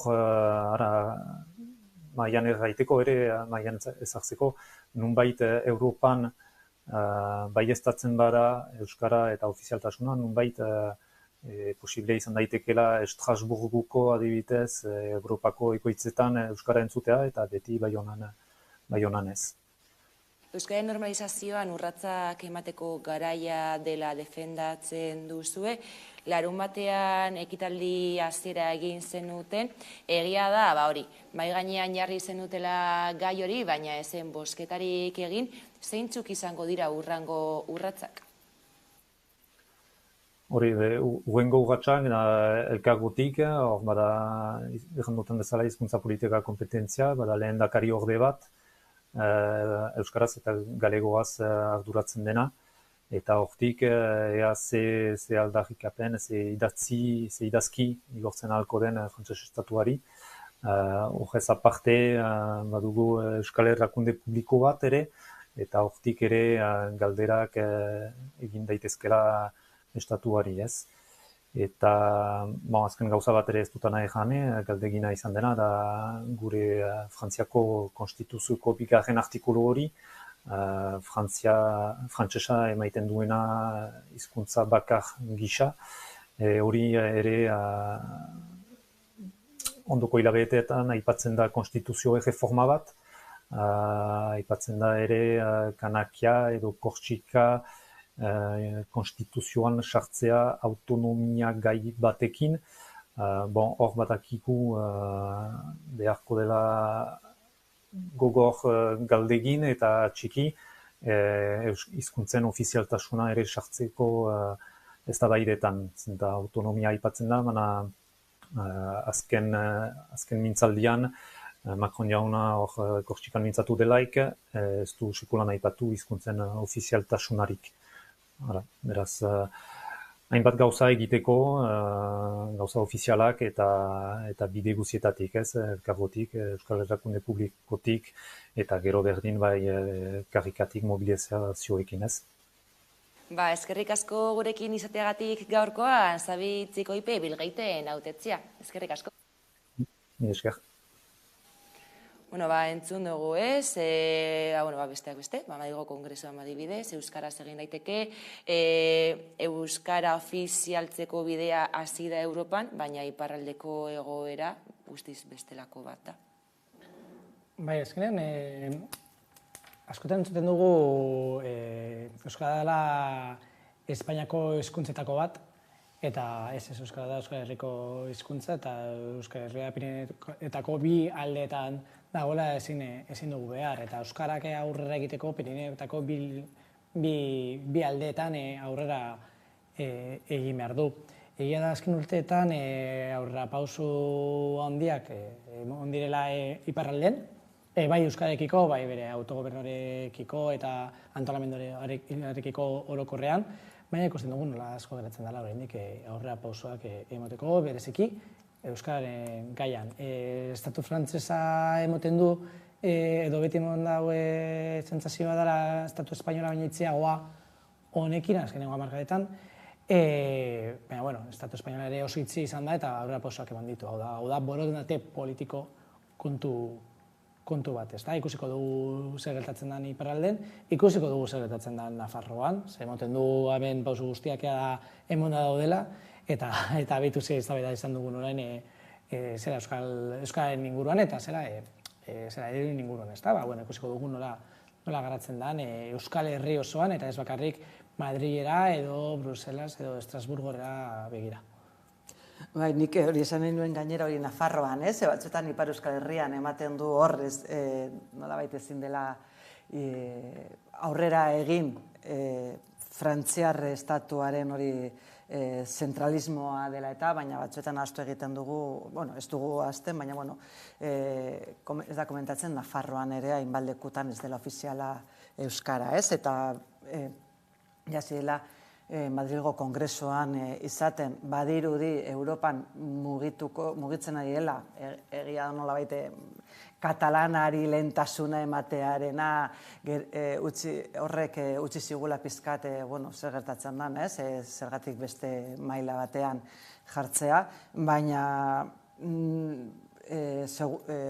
baliteke ere Frantziar estatuak hori nolabait boikotatzea Europan, ate hori irekita badaki beste ate batzuk irekitzen dituela, eta ematen ari dira nolabait pauso txiki batzuk leku batzuetan, baina nolabait horre ere zentralismoa, hezkuntza dena, eta hori nola dela frantsesa, oso frantsesa direla zentzu horretan, eta besteak beste badaukagu beti ikasturte amaieran, badaukagu hori azterketak euskeraz egin nahi dutenean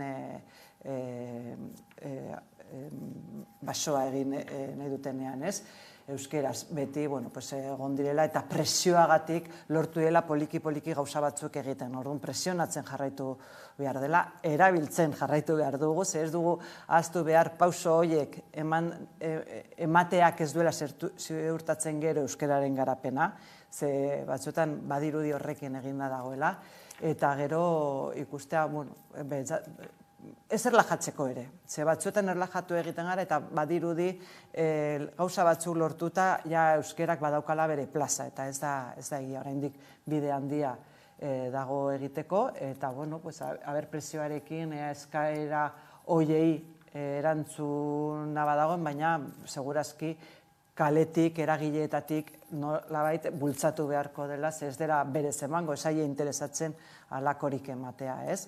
Baina, bueno, albiste ona izango da ere Europan euskera entzuten baldin bada, eta horrek eragina izango du, nik uste, gero iparraldean entzuna izateko, ipar euskal herren entzun alizateko. Estatu frantzesa hitz egiten dugunean, eta importantea da gaur egungo testu inguruari erreparatzen gainera, izan zer nolako indarrak izango duen Korsikak bere autonomia garatzerakoan, eta bere autonomia emaitan bere hizkuntza garatzeko, horrek ze ateak irekitzen dituen bai Bretainia, bai Oksitaniarekin, Gaskoia ere gure hizkuntzetako bat badala eta askotan agazten dugula zera mugaren parte honetan, edo opinioetako parte honetan. Ikusiko dugu, ea, nolabeteko gora proklibe bat ematen den, bai, zera, katalana eta euskara, baina katalana onartzen bada Europan, bai, ikusiko dugu nola berrantolatzen den orokorrean pieza guzti horiek, ez da? Eta ze aukera lehioa, espresio famatu horiek, ze aukera lehio irekitzen diren euskarako iparraldean. Nire badirudi, euskarak urratzak ematen dituela, baina hala ere egun, errealitate bat da, Euskal Herritarrek sarri ez dutela euskaraz egiteko eskubide hori. Gainera, behatokiak eta kontseiluak salatu dute, Espainiako eta hegoaldeko erakundeek ez direla betetzen hizkuntza gutxituen itunpeko konpromisoak, hori hartu zen duela 25 urte, eta akordio hori ez dute betetzen. Paperak, esaten den bezala paperak dena jaten du, ez? Eta gero egitea, ez? Eta hainbat gauzetan ezin duzu euskeraz egin, ez dago aukerarik, ez? Eta izan daiteke batzuetan udaltzaingora joan eta deklarazio batzuk egitea, ez? Behar bada, absurdoraino heldu daiteke udaltzain batekin euskeraz hitz egin eta berak egin atestatua gaztelaniaz, gero bidali behar duela beste leku batera gaztelaniaz, eta berak zuri esatea ea ondo jarri duen idatzi duena, ez? Orduan hori ez da betetzea, edo ikusten dugu hainbat administrazioetan nola idazten dute testu bat gaztelaniaz, horren gainean egiten dute lan, eta gero eskubideak onartzeko euskaldundu egiten dela, ez? Eta, bueno, egia da, badaudela, paperean bai, daudela, errespetua, eta guztio daukagu, esaten dute daukagula ezagutzeko eskubidea, ez? Nola baite, baina gero erabiltzeko eskubide hori ez dago benetan bermatuta. Eta nik esan nahi nuen gauzatxo bat, nik egun hauetan egon naizela entzuten Europan eta ez dakiz zer, bueno, badago estatu batek dauka katalana hizkuntza ofizial moduan, egia da ez dagoela Europar Batasunean, baina horrek ez du ireki ere Europan ofizial izatea, ze hori ere izan ziteken modu bat, ze badago estatu batek, Andorrak badauka, oso txikia da, bueno, printzipatu ez dakite, baina oso txikia izan arren, badauka hizkuntza eta gainera egin du aurrera pauso bat eta esan du katalana dela hizkuntza ofizial bakarra. Orduan, bueno, horrek batzuetan ematen du ate batzuk ireki aldirela hortik, baina gero benetan hor badago itxiera handi bat, ez? Eta berriro ere, esaten da, askatasunaren izenean, ez? Eta egun hauetan entzun dugu hori kongresuan izan dela eta behin baino gehiagotan entzun dugu. Bueno, nolabai guztio gaztelania baldin badaukagu, zergatik ez hitz egin gaztelanian. Baina Europan, euskaldun guztiok ez daukagu gaztelania. Euskaldun guztiok daukagu euskera, baina ez gaztelania. Eta hori ahaztu egiten zaigu batzuetan olako zerak proposamenak egiten direnean. Bai, finean euskararekiko eskubide formal bat da, baina ez da eskubide erreal bat. Gitzenez, EAN, hainaz, Nafarroan eta Iparraldean ikusten dugu, beste kontu bat da, guztiz. Administrazioek egin handi baten, genutatokiko administrazio batzuk gaztelaniazen egiten dute, eta euskara da apendize bat, euskara da behar bat, eta ondo lortu dugu, borrokatzen lortu dugu, egitzenez eskubide formal hori bermatzea, baina ez da eskubide erreal bat. Telefono batera deitzeak eta markatzea euskaraz hartatua izan nahi zarela, horrek ez dutzu bermaten euskara, sikiera horrek ez dutzu bermaten euskara saltatua izango zaren. Osakidetzan jartzen mediku bat euskalduna nahi duzula, guzurrezkoa da. Ez da posible askotan mediku euskaldunak eukitea, ordezkoak elitzen dira eta ordezkoak ez dira euskaldunak, edo informeak gaztelaniaz egin behar dituzte, gero beste leku batzuetara bili behar dituztelako. Jarritzen dugu, holan, Bilboko dalak aurkezten ditu bere tasa fiskalak eztabaidarako, ez daude euskaraz total, gazteleraz egingo dugu eta ja aprobatuta dagoenean, zeakaz euskarazuko ditugu, ze legeak horretara behartzen gaitu ez prozesu guztia euskaraz egitera. Gure eskubideak dira batzuentzat ornamentu hutsa, dira kapritxo hutsa, eta erakutsi behar dugu etengabe, aldarrikatu behar dugu etengabe eskubidea dela. Eta hori geltatzen da, EAN, nun suposatzen da, lortu dugula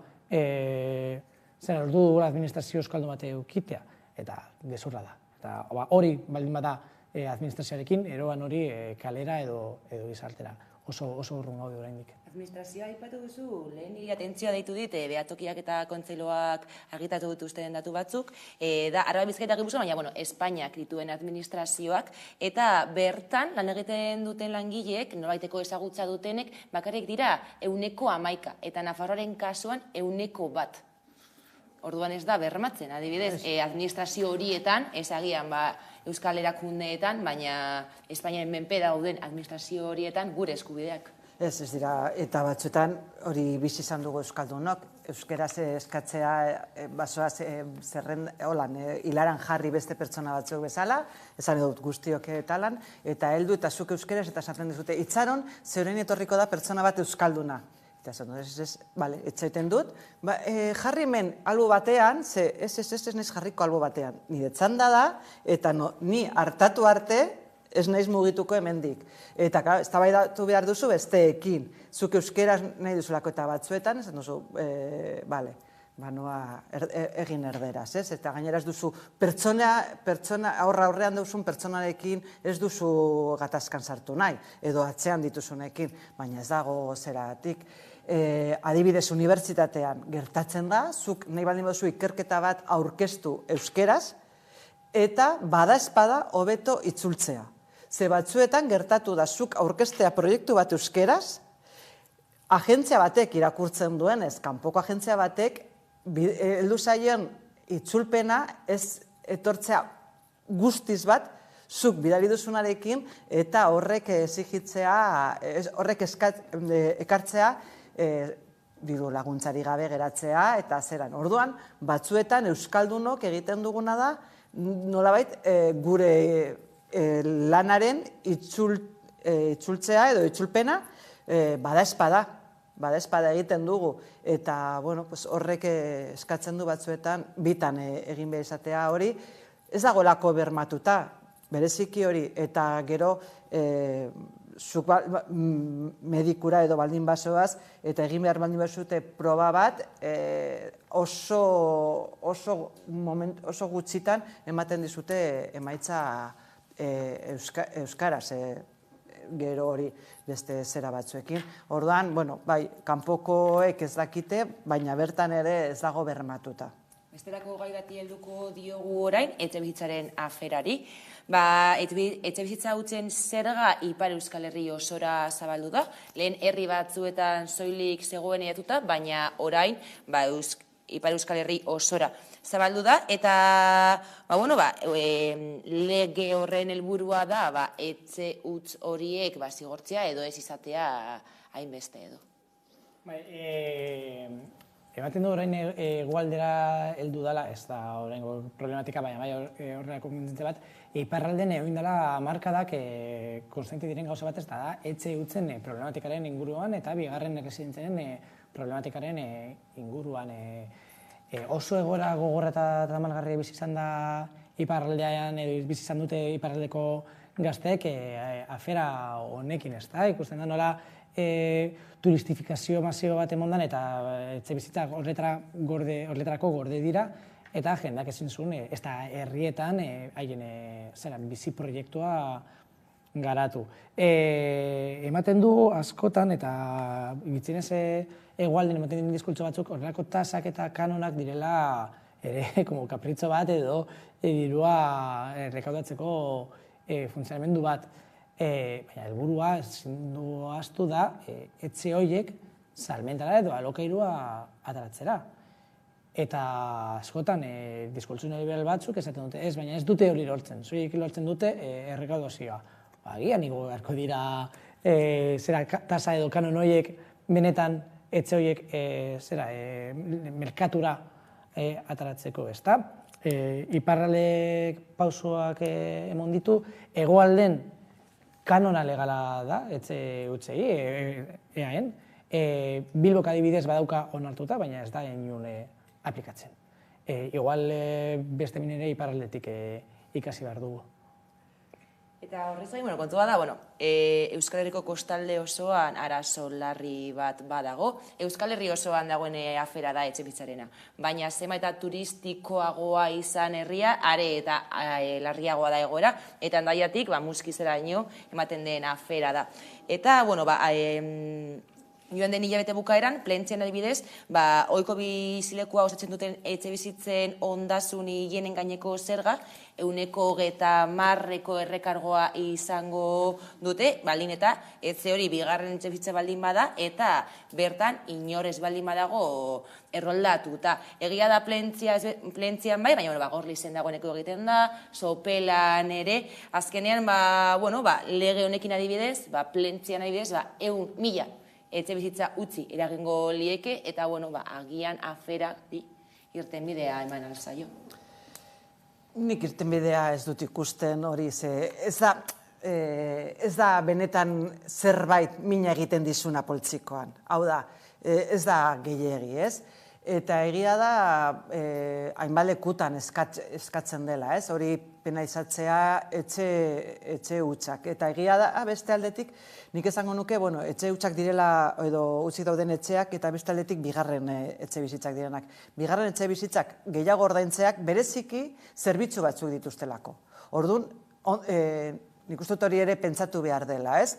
Baina ez dira utzik dauden etxe bizitzak. Behar bada, horiek ere familian erabiltzen direla, eta holan, bakoitzak pentsatu aldu, baina horrekin garestitu egiten dela, eta holan, badaude zerbitzu batzuk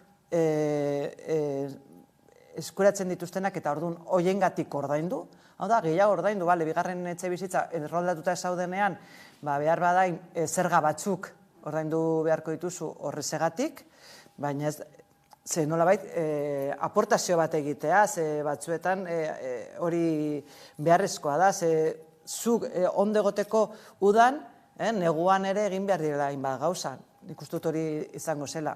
Egia da, momentu honetan errekargo bat jartzea ibidelako horretan, jartzea errekargo txiki horrek ez du koskandia egiten inoren ekonomian. Eta behar bada ez da ezer disuasorioa hori ateratzeko, ez? Hori badela. Eta hala ere, utzik dauden etxeak izan aldituzu eta inolako gastu estari gabe. Eta hori badela, egon beharko liateke, politika bat egin beharko litzateke benetan ateratzeko etxe bizitza horiek aurrera. Eta hemen ere komentatu genuen, bata izango zen alokairu banko publikoa, ez? Eta horretan ere, eta hori herri batzuetan adibidez egiten da, ez? Herri batzuetan egiten da, non pertsona batzuek jartzen dute haien etxea, eta udalak, badakigu hemen dagoela alokabide eta holan, baina, alokabidez aparte, bermatzea ere herrian, eta herrian nolabait ikustea zer dagoen eta zer beharrak dauden. Eta hori egin daiteke, badaude, begiratu behar dugu beste leku batzuetan ze gauzak egiten adiran. Eta proposamen horiek nik badakit eramaten adiela hainbat udaletan. Eta leku batzuetan txikia, oso eremu txikia maldin bada, ze batzuetan txikitik hasi behar da, lortzen da alakoak. Eta beste neurri batzuk, neurri ausartak hartu behar dira. Eta gero hori, ezin dugu utzi turistifikazio hori kontroli gabe, leku batzuetan kontroli gabe dago horrelako zerarik, eta gerta daiteke portal edo atari batzuetan egotea olako pisu turistiko batzuk, eta gero nolabait egiten duten kalte, ze hor egoten diren, pasatzen diren pertsonek, egiten dutela nola bait hor bizi direnei, ez? Ze, bueno, behar bada konponketak eta guztion artean ordaintzen da, baina joan etorri horretan dauden pertsonek behar bada kalte gehiago egiten dute, ez?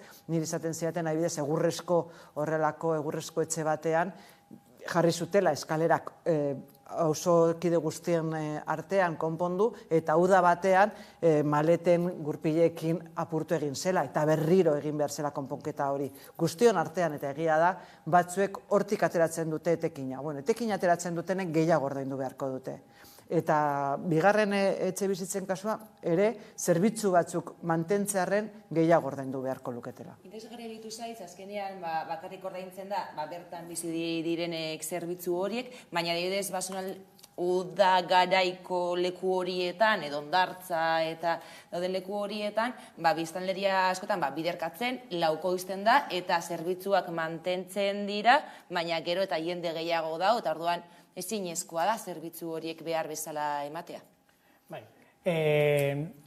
ezin dugu begiratu etxe bizitzaren gaiari dagokionez, ezin dugu begiratu neurriak banan-banan. Ze egia da, eta gainera ikizien gaineko zerga den errekargu hori gainera posiblea da arau foralak markatzen duelako, arau foralak markatzen du minimo eta maksimoa, 150 da maksimo hori, direla 30 euro, 60 euro urtean, ez da diru asko. Plentxe bezalako herri batean, benetan arazo larriak dauden etxe bizitza lortzeko eta etxe bizitzari prezioi dagokionez, baina horrez gain dekoguz beste formula batzuk eaen aplikatu aldirenak. Dekoguz kanonak, etxe utzen kanonak. Dekoguz beste ordenantza fiskali dagokionez, ibia aipatu da, ditugu ere, zaboren gaineko zergari errekargo bat jarri zaiela etxe turistikoei adibidez. Daukagu, hau Eusko Jaurlaritzak kudeatu beharko zuen, tasa turistikoaren aukera, edo zein herrialdean emoten dana. Claro, pentsatu behar dugu horrelako, eta turismoari dagokienez, horrelako industriek, horrelako merkatuek, kriston eragina dutela, bai zerbitzioetan, bai irritarengan. Eta orduan, ez da normala jasotzea turistak, eta ez jasotzea zer horren truke. Ez da, nolabait, haien gastua eta haien soltzen dituzten arazoak konponketarako edo horri buelta bat emoteko, bestelako diru sarrera bat beharrezkoa izan beharko litzateke. Eta agian da udalerri handiko biztanleena zelako, Bilbotarra izan da, eta Bilbok edo Bilbok edo Barakaldo erako, herri handiek daukaten edo hiri handiek daukaten baliabidei dagokionez, Bilbon adibidez azken hamarkadetan ez da mugitu, ez da apize bat, udal parke publikoa, etxebizitza parke publikoa. Zesaten du, hori Eusko Jaurlaritzak egiten du. Udalek ere eskumena daukate parke publikoan bitzeko. Hortik ere, igual, herri txiki batek ezin du egin, baina herri handietan edo herri batzuk errekurtsoak dituztenak bai inbertitu aldute parke publiko horretan. Horregatik bere osotasunean begiratu behar da, eta ez horiek 20-30 euro horiek ondo dozela, baina politika publiko horiek ordenatu behar dira eta benetan hildo berean jarri behar dira. Eta guneten txinetzegoak izendatzeko mozioak aurrera doaz Bizkaia eta Gipuzkoan, izan ere alokairuen prezioak osaltuak dira, eta horiei alokairui prezio horiei mugak jartzeko pizkanaka doaz mozio horiek, ez dakit gero laitean zer nolako eragina izango duten. Leku batzuetan jarriko dira martxan eta egingo da, eta badakigu non egingo diren, eta badakigu ere non ez diren egingo, eta onartzeak ez du esan nahi gero martxan jartzea, ez? Eta hori adibidez, Getxotarra izan da, Getxoko udaletxean behin baino gehiagotan entzun diogu gobernuan dagoen EAJari, ez? Bueno, guk mozio aurkezteak gero ikusi behar dugu ea jartzen dugun martxan edo ea ahal dugun, ez? Eta batzuetan, bueno, bai, horrelakoak, baina beharrezkoa da, ez? Beharrezkoa da eta hori globalitate batean ikustea. Ze ez da, bere momentuan Eneko Egoiak esan zuen nola donostiarrek nola nahi duten bizi haien auzoa eta hola nori lujuzkoa zela, ez? Gero esan zuen, gaizki interpretatutako zera izan zela. Eske Donostira, benetan, donostiar batzuentzat, Donostin bizitza ez bakarri bizitzea, eta ni getzon bizi naizen donostiar moduan batzuetan donostiara joatea, nahi dudalako batzuetan ere jartzea, esatea, noa 2 egun pasatzea ikusten duzu dela lujo bat ere bai, ez? Bizitatzea edo zein euskal hiritarra bizitatzea Donosti, ez? Eta esaten du, eta ez da lujo izan beharko. Izan beharko izateke leku bat non badaudela aukera ezberdinak, baina momentu honetan ez daude eta bereziki hori hor bizi direnentzako, ez? Eta ez da bakarrik nahi kontua. Etxe bizitzak baldintzatzen du askotan gure bizitza proiektua. Ez badaukagu etxe bizitzara heltzeko aukerarik ez badaukagu, nekez egingo ditugu beste bizitza proiektuak. Eta momentu honetan jendeak ezin ditu ordaindu etxe bizitzak. Eta orduan gertatzen ari da, hainbat lekutan gertatzen ari eta da gelak ordaintzen direla, ez? Eta, pertsoneak esan zuen, ez, ni baldin banoan ez dakit nora, gela bat baino ezin dute alokatu eta hor bizi behar izan dut. Orduan nik uste dut, larria dela, esketxe bizitzakoa ez da hamarkadetan luzatu den edo larritu den arazoa da. Bai, intzendiko guneak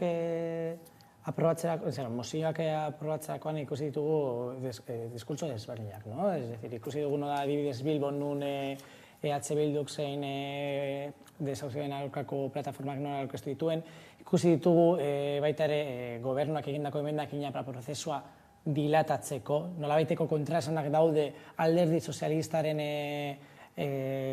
eta EAJaren arteko gobernuetan nola kudeatu hau nola eraman aurrera, baina moten du dilatazioarekin edo zehatzagoak hiriburuetan aprobatu egin direla, beste herri batzuetan ere aprobatu egin dela, eta benetan ez dana normala da pertsona batek soldata batekin ez eukitea kapazitatea bere bizitza proiektu basikoa garatzeko hori da, langile pobreak sortzen ari gara etengabe. Ez da normala egotea 30-40 urtekin nahi ez baduzu gitzienez etxe bizitza konpartitzen markatu.